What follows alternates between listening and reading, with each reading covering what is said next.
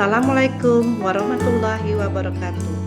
Perkenalkan, saya Uraineni Windy SPD, guru kelas 1 SD, SDN 18 Malabae, Kecamatan Samalantan, Kabupaten Bengkayang, Kalimantan Barat.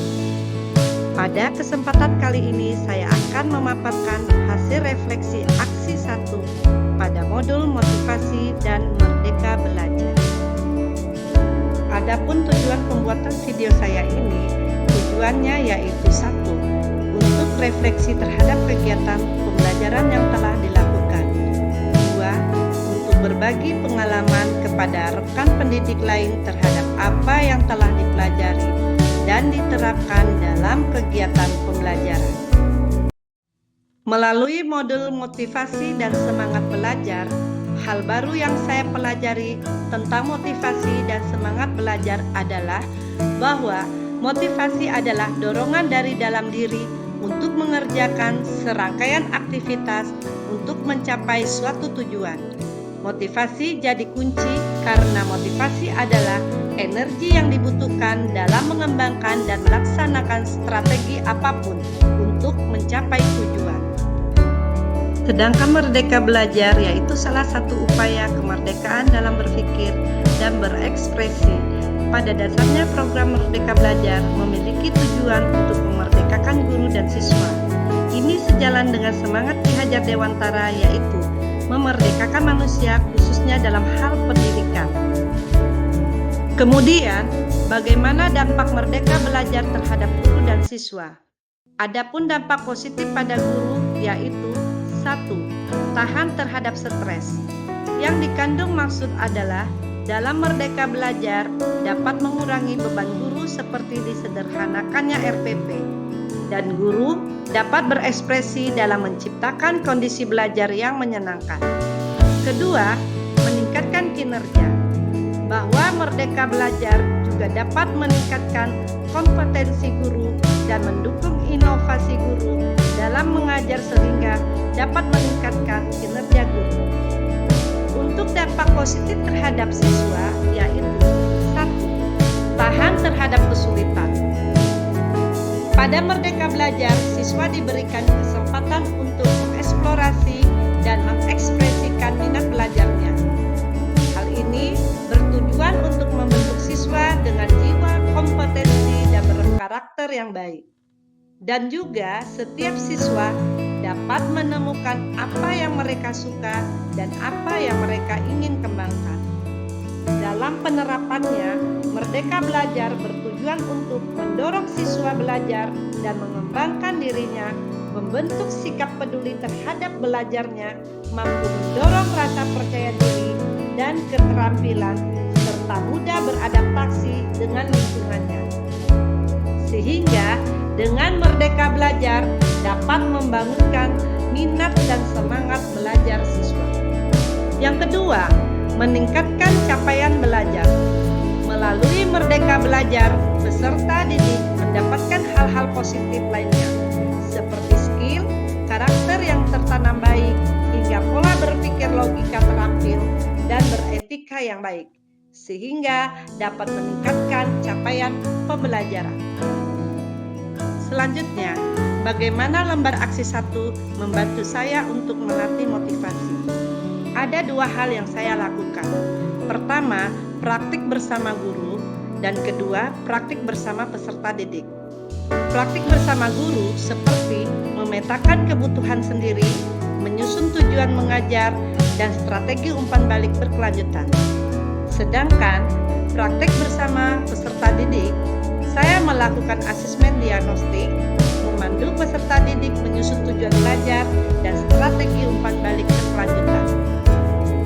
Tips saya untuk para pengajar mengelola motivasi dan menerapkan Merdeka Belajar. Ada 7 tips dapat menciptakan kelas yang merdeka untuk para pengajar mengelola motivasi dan menerapkan Merdeka Belajar. 1. Kuasai mata pelajaran. Pada program Merdeka Belajar, guru memang bukanlah satu-satunya sumber belajar bagi siswa. Siswa dapat menemukan banyak ilmu dari berbagai sumber seperti buku, internet, atau sumber lain yang relevan. Tetapi perlu diingat, ketika guru tidak menguasai materi pelajaran, maka kemungkinan guru tidak akan maksimal dalam membantu siswa menguasai materi pelajaran. Sebaliknya, jika guru telah menguasai mata pelajaran, kelas merdeka pun akan tercipta, sehingga terdapat interaksi aktif antara guru dan siswa. Tips yang kedua, ciptakan suasana belajar yang nyaman. Mengajar dengan suasana yang nyaman tentu lebih menyenangkan bagi guru dan siswa. Hal ini dapat menumbuhkan motivasi siswa untuk belajar serta akan mengaktifkan bagian otak berpikir siswa. Selain itu juga, dengan suasana belajar yang nyaman dapat mengoptimalkan proses belajar mengajar guru, serta dapat meningkatkan kepercayaan diri anak. Untuk menciptakan suasana belajar yang nyaman, guru dapat menerapkan setiap mengajar di kelas dengan cara berbeda-beda, seperti menggunakan alat peraga atau mengadakan praktik langsung di luar kelas minimal sekali seminggu, sehingga dapat menarik minat belajar siswa karena mereka akan mampu berpikir efektif, reaktif, atau agresif.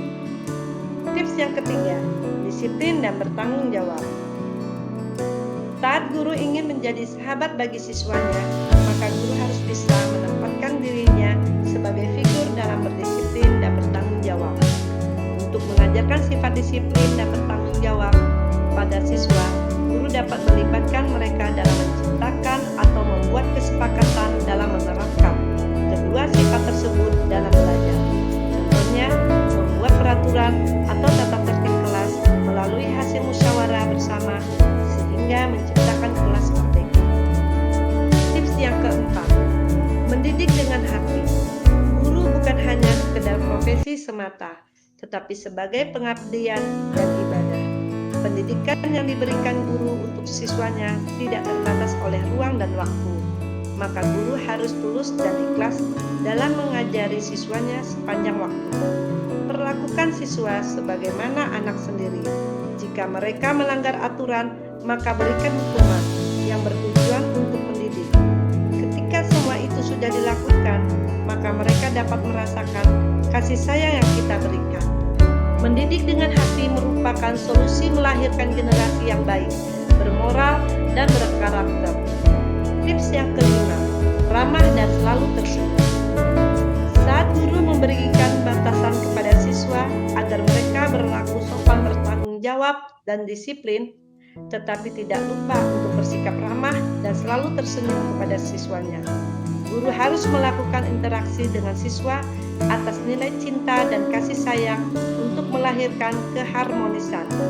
Dan guru harus memiliki rasa empati pada seluruh siswa, membantu kesulitan siswa hingga menjadi teman bercerita. Maka siswa akan merasa nyaman dan terlindungi oleh gurunya. Suasana menyenangkan akan terwujud untuk menciptakan kelas yang merdeka. Tips yang keenam, responsif. Pada tips yang keenam, guru harus menjadi guru yang responsif, yang bertujuan untuk memahami dan mempelajari karakteristik siswa. Dengan demikian, guru mengetahui model belajar seperti apa yang dibutuhkan siswa agar tujuan belajar dapat tercipta. Poin penting adalah menciptakan proses pembelajaran yang nyaman sehingga menciptakan kelas merdeka. Maka akan terwujud karakter peserta didik yang mandiri, berani, cerdik, dan berkompetensi. Tips yang ketujuh, beri kepercayaan. Jika guru telah memberi kepercayaan pada siswa, maka mereka merasa dihargai dan diikut sertakan dalam proses pembelajaran di sekolah, sehingga mereka merasa mempunyai kemampuan dan merasa tertantang untuk memecahkan masalah secara kreatif dan inovatif. Memposisikan diri mereka menjadi teman belajar yang menyenangkan agar mereka benar-benar belajar atas kesadarannya sendiri, tidak terpaksa dan merdeka atas pilihannya. Pada akhirnya, kelas merdeka akan menjadi proses menggali pengetahuan yang lebih bermakna. Demikian pemaparan refleksi aksi yang dapat saya sampaikan. Rekan pendidik lainnya juga dapat mengikuti kegiatan BIMTEK Semangat Guru 2 yang dapat diakses pada laman SIM PKB masing-masing. Dengan memilih program Semangat Guru 2, silakan pilih tanggal untuk melaksanakan BIMTEK yang telah disediakan. Selamat mencoba, salam dan merdeka belajar.